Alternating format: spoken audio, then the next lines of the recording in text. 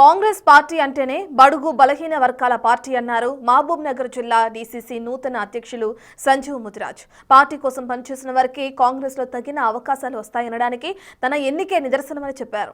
ఇన్నాళ్లు పార్టీ కోసం పనిచేసినందుకు తగిన ఫలితం దక్కిందంటున్నారు.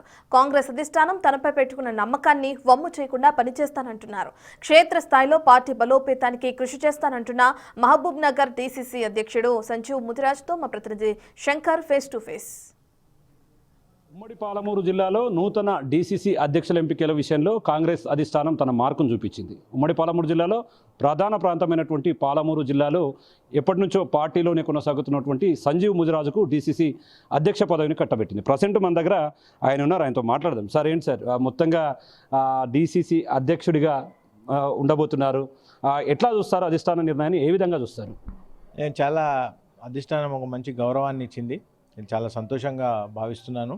వాస్తవంగా ఇలా నిజంగా పార్టీలో పనిచేస్తే తప్పకుండా వారికి గుర్తింపు దొరుకుతుందానికి నా పదవే నిదర్శనం అని చూస్తున్నాం. అంటే స్థానిక సంస్థల ఎన్నికలు కూడా రాబోతున్నాయి. ఈ టైంలో మీరు డీసీసీ అధ్యక్షులుగా ఎన్నికయ్యారు. స్థానిక సంస్థల ఎన్నికల్లో మీ మార్క్ ఏ విధంగా ఉండబోతుందంటే ఏం చెప్తారు? పార్టీకి ఏ విధంగా పనిచేయబోతున్నారు? ఇది చాలా పెద్ద ఒక పదవి కాదు, ఇది అలంకరణ పదవి కాదు, ఇది చాలా పెద్ద బాధ్యత నా మీద పెట్టిండ్రు. ఇలా తప్పకుండా ఇలా పార్టీని గ్రామానికి గ్రామంలో తీసుకుపోవడానికి నా వంతు కృషి చేస్తాను. మా కాంగ్రెస్ పార్టీ శ్రేణులు ఎవరైతే ఉన్నారో వాళ్ళందరినీ తీసుకొని మేము గ్రామానికి పోయి ఆల్రెడీ 2 సంవత్సరాల నుంచి మాకు ప్రజల్లో మంచి ఆదరణ ఉంది. ఇలా ఏ విధంగా అయితే మేము ముందుకు పోతున్నామో రేవంత్ రెడ్డి గారి నాయకత్వంలో ఆ విధానాన్ని ముందుకు తీసుకుపోయి ప్రజల దగ్గరికి వెళ్ళి ఏదైనా చిన్న ఇబ్బందులు ఉన్నా కూడా దాన్ని దూరం చేయడానికి వారి ఇద్దరి మధ్యలో ఒక సమవేతంగా ఉండి వారి మధ్యలో నేను తప్పకుండా ప్రయత్నం చేసి ఈ రాబోయే ఎన్నికల్లో ఏదైతే ప్రభుత్వం అనుకుంటుందో పార్టీ పరంగా ఇలా ప్రభుత్వంలో 42% రిజర్వేషన్ తీసుకురావాలని చెప్పి చాలా ప్రయత్నం చేసింది. కొన్ని ఇబ్బందుల వల్ల మనం చేయలేకపోయినాం. తప్పకుండా పార్టీ పరంగా తప్పకుండా 42% రిజర్వేషన్ అమలు చేస్తాం. యువతకు పెద్దపీట వేస్తాం, మహిళలకు పెద్దపీట వేస్తాం.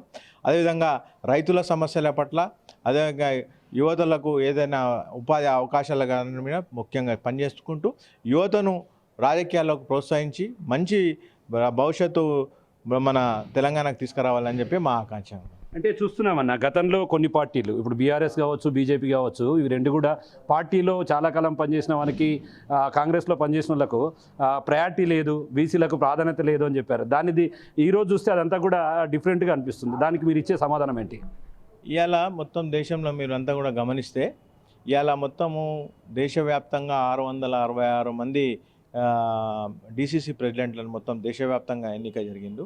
ఆ ఎన్నిక అనేది సంఘటన సృజన అనే ఒక కార్యక్రమం ద్వారా ముఖ్యంగా గ్రామంలో ఉన్న కార్యకర్తలతో పాటు ఉన్న ముఖ్య నాయకులతో పాటు అందరి ఒపీనియన్ తీసుకొని ఇలా డీసీసీ ప్రెసిడెంట్లు ఎన్నిక చేసిండ్రు. ఏ పార్టీలన్నా ఇంత స్వతంత్రం ఉంటుందా? ఏ పార్టీలన్నా కూడా ఎస్సీలకు కానీ, ఎస్టీలకు కానీ, ఓబీసీలకు కానీ ఇంత ప్రయారిటీ, మైనారిటీలకు కానీ ఇంత ప్రయారిటీ ఉన్న పార్టీ ఏది లేదు. కాంగ్రెస్ పార్టీ ఒకటే కేవలం ప్రజలకు న్యాయం చేయగలిగిన పార్టీ, ముఖ్యంగా బడుగు బలహీన వర్గాల పార్టీ కాంగ్రెస్ పార్టీ. కాబట్టి కాంగ్రెస్ పార్టీయే నిజంగా కూడా ఇవాళ ఎంతోమంది మాట్లాడతారు, ఇలా దుర్ప్రచారం చేస్తారు, కానీ వాస్తవంగా వాళ్ళు కూడా ఒకసారి గుండె మీద చేపెట్టుకున్నారు. ఆ పార్టీలో ఉన్న బీసీల పరిస్థితి కానీ, ఎస్సీల పరిస్థితి కానీ, ఎస్టీల పరిస్థితి కానీ వాళ్ళు ఒకసారి ఆలోచన చేయాల్సిన అవసరం కూడా ఉంది. సో చూస్తున్నా, మొత్తంగా పార్టీలో పనిచేసిన వారికి ప్రాధాన్యం ఎప్పటికీ ఉంటుంది. మేజర్గా బడుగు బలహీన వర్గాల కోసం కాంగ్రెస్ పార్టీ ఎప్పుడూ పెద్దపీట వేస్తుంది. పార్టీని నమ్ముకున్నందుకు నా మీద ఉంచినటువంటి ఈ బాధ్యతను పూర్తి స్థాయిలో నెరవేరుస్తాను. రాబోయే రోజుల్లో ఒకవైపు పార్టీకి, మరోవైపు ప్రజలకు అనుసంధానంగా పనిచేస్తానని చెప్పి కూడా నూతన డీసీసీ అధ్యక్షుడిగా ఉన్నటువంటి సంజీవ్ ముదిరాజ్ చెప్తున్నటువంటి సిచ్యువేషన్ కనపడుతుంది. ఇది ఓవరాల్గా ఇక్కడ update. Camera person Nageshwar, Shankar, Big TV, Mahabub Nagar.